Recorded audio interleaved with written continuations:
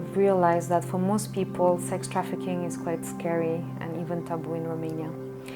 And the thing we need to realize is it's much closer than we all think it is. It could be anyone, it could be somebody from our family.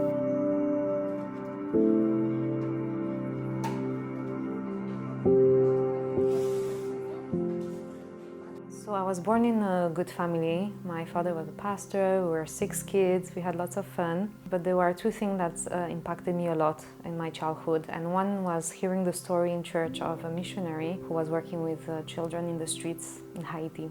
I was 6 years old, and 2 years later I was reading a book about another lady who was working with street kids in Morocco.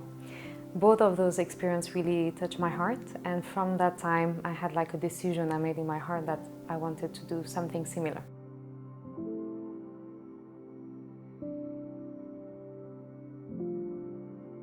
Most of the people, they have an idea which is really wrong about prostitution. It's really negative.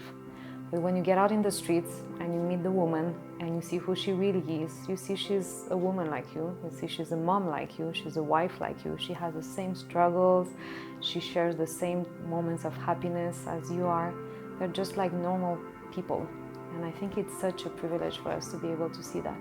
When I decided to start an organization, Asociatia F.R.E.E., I tried to look around and I didn't see a lot of organizations at the time involved in fighting human trafficking, but there were a few. And so my question was really, what is it that I can do better than others? And for me it was clear at the moment that it was outreach. Outreach because I am a person who likes to be on the ground. Outreach because I already had the connections, because I knew how to do it, and also because I didn't have a lot of finances. I had people willing to help, and so it was a good start for us.